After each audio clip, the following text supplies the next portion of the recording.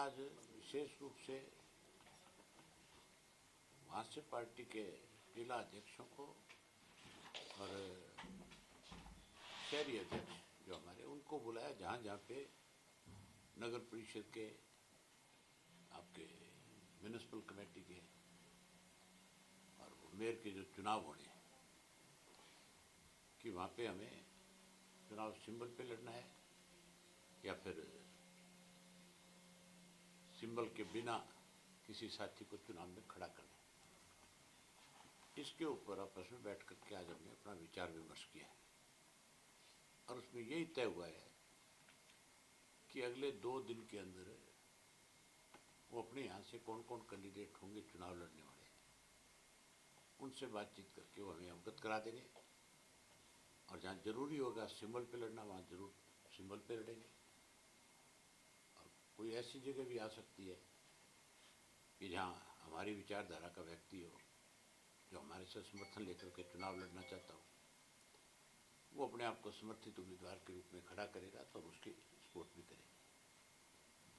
ये हमने आज इस पर फैसला लिया है।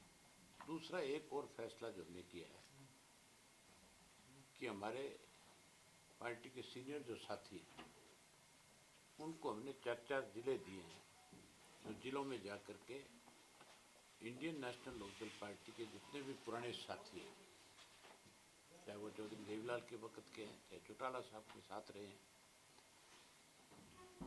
जो किसी वजह से आज निष्क्रिय हैं,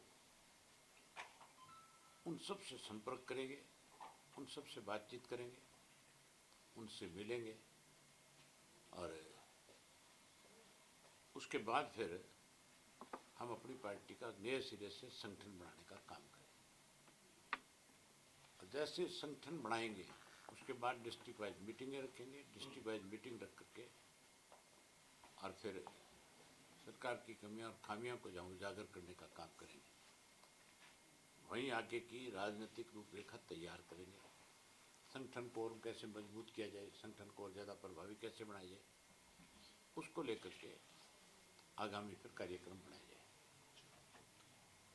सर, कांग्रेस जो है वो ये कह रही कि हम जो चुनाव है वो नगर निगम का पार्टी के सिंबल पर लड़ेंगे और उसमें पार्षद भी सिंबल पर लड़ेंगे। नगर परिषद में वो कह रहे हैं सर हम प्रधान पद केवल सिंबल पर लड़ेंगे, पालिका में वो सिंबल पर नहीं जा रहे। तो इनेलो क्या मेयर का चुनाव और दोनों के चुनाव में ये राय ले रही है सर कार्यकर्ताओं से कि दोनों जगह का, दोनों तीनों जगह पे, जहाँ काउंसिल है वहाँ पे भी, जहाँ म्यूनिसपैलिटी है वहाँ पे भी, जहाँ मेयर के चुनाव होने वहाँ पे। सर, इस बीच जो कांग्रेस ने ईवीएम की बजाय बैलेट पेपर पे चुनाव करवाने की मांग की थी और उस मांग को खारिज कर दी। इनेलो किस तरह से देखती है इस मसले को सर? कांग्रेस जो है 2 तरह की नीति अपना करके आगे काम कर रही है। जब इनकी हिमाचल में सरकार बनी तब इन्होंने ये नहीं कहा था कि ईवीएम में कहीं कोई गड़बड़ी है, तब तो सब कुछ ठीक था। और यहाँ जो हरियाणा के अंदर कांग्रेस ने बी टीम के रूप में बीजेपी के काम करके जहाँ बीजेपी की सरकार बनाई और लोगों की तरफ से जो कांग्रेस के नेताओं को इस बात के लेकर के कोसना शुरू किया कि कांग्रेस तो भाजपा के साथ मिलकर के भाजपा को सत्ता में लेकर के आई है, तब ईवीएम में ठीकरा फोड़ दिया कि ईवीएम की वजह से कांग्रेस चुनाव हार गई।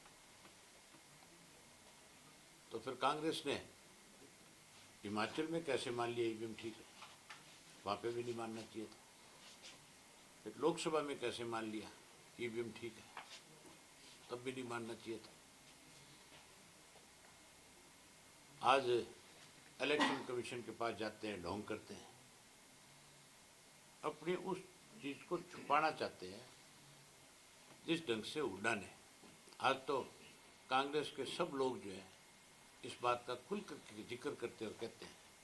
आज तो सोशल मीडिया पे, इलेक्ट्रॉनिक मीडिया पे, प्रिंट मीडिया में खबरें देते हैं कि सबके लिए जिम्मेवार अगर कोई है तो वो भूपेंद्र सिंह हुड्डा है। दीपेंद्र का एक बयान आया परसों के अखबार में पढ़ा मैं, उसने यमुनानगर से बयान दिया था और कहा था कि दिल्ली में जो आप पार्टी आ रही है, अगर वो इंडिया गठबंधन के साथ चुनाव लड़ती तो भाजपा सत्ता में नहीं आती। मतलब खुद इस बात को वो स्वीकार करता है कि अगर इंडिया गठबंधन चुनाव लड़ता तो भाजपा सत्ता में नहीं आती, तो फिर हरियाणा में इंडिया गठबंधन क्यों नहीं आया? यहाँ पे भी आना चाहिए था। इसका मतलब हुड्डा का बेटा दोनों नहीं चाहते थे कि कांग्रेस यहाँ सत्ता में आ जाए। मतलब सीधा सीधा है कि ये खुद इस बात को स्वीकार करते हैं कि हम तो खुद नहीं चाहते कि कांग्रेस आगे बढ़े, इसीलिए आज कांग्रेस का भट्टा बैठ गया। आने वाले समय में कांग्रेस रीजनल पार्टी बनकर के रह जाएगी, ऐसी हालत हुई। सर एक और चर्चा है सोशल मीडिया पे, एक वीडियो वायरल हो रहा है जिसमें प्रधानमंत्री भूपेंद्र सिंह हुड्डा और दीपेंद्र सिंह हुड्डा से मुलाकात करके जो दिख रहे हैं वीडियो सोशल मीडिया में चर्चा में, सर कुछ टिप्पणी करना चाहिए? तो उसमें साफ साफ ये कहा जा रहा है प्रधानमंत्री की तरफ से, वो ये कहते हैं कि हुड्डा साहब सब ठीक चल रहा है ना। उसका क्या मतलब है? आप इस बात से अंदाज़ा लगा सकते हो, जो भी थोड़ा सा समझ रखता है वो व्यक्ति अच्छी तरह से बात को सुन करके खुल करके कह सकता है कि ये तो एजेंट के रूप में काम करने वाला व्यक्ति है। सब ठीक है, सब ठीक का मतलब ईडी उडी सब ठीक चल रहा है अब तक है। फिर वो निमंत्रण भी देते हैं, नहीं देते हैं कि आओ यार मिलो एक दिन, तो इसका मतलब मिलना जुलना जारी है। सर अनुशासनहीनता के मामले में अनिल विज को नोटिस दिया है सर बीजेपी ने, हालांकि उनके संगठन का मसला है, लेकिन कैसे देखते हैं सर, क्या आपको लगता है कि कोई अनुशासनहीनता विज ने की है जो उनके जिस तरीके के बयान आए?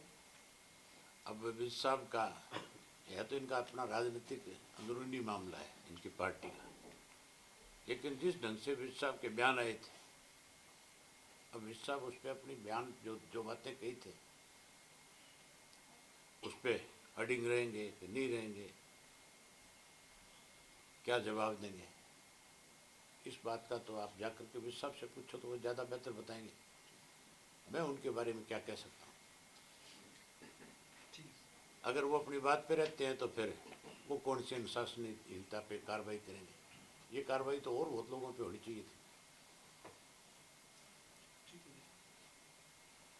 तो दिल्ली विधानसभा चुनाव के जो नतीजे आए इनको आप कैसे देखते हैं और क्या आकलन है आपका इन नतीजों के बाद? और पंजाब में भी हलचल चल रही है सर इस एक चुनाव के मिनट बाद। अलग से दिल्ली में जो नतीजे आए हैं ये मान के चलो कि इंडिया गठबंधन जो था वो केवल पार्लियामेंट तक सीमित था। पार्लियामेंट के बाद इंडिया गठबंधन में लगातार दरार बढ़ती गई है। आपस में एक दूसरे के ऊपर आरोप प्रत्यारोप लगने शुरू हो गए। लोगों का विश्वास उठ गया, लोगों का विश्वास इंडिया गठबंधन पे एक बार बढ़ना शुरू हुआ था जब पार्लियामेंट का चुनाव हुआ था। लेकिन पार्लियामेंट के चुनाव के बाद जिस तरह से इन्होंने एक दूसरे के अपमानित करने का काम किया, उसके बाद लोगों का मन फिर से इनसे उब गया। उसी का नतीजा है कि आज दिल्ली के अंदर फिर भाजपा सत्ता में आ गई। क्या आप इसका कोई असर देखते हैं? पंजाब में यहाँ पर भी आम आदमी पार्टी की सरकार है, 2 राज्य थे जहाँ ये पार्टी थी और आज सारे विधायक दिल्ली गए हुए थे, अरविंद केजरीवाल ने बुलाए थे, क्या कुछ लग रहा है आपको? उन्हीं से पूछो ये सारी बातें, वही बताएंगे आपको कि अब आम आदमी पार्टी का क्या असर होगा। अकाली दल के बड़े नेताओं के साथ सर आपका संबंध रहा है, क्या सलाह आपको उनकी पंजाब में किस तरीके से वो आगे बढ़े? क्या बीजेपी के साथ अलायंस करना चाहिए? जो मेरे से बात करेंगे मैं दे दूंगा सलाह। ठीक है।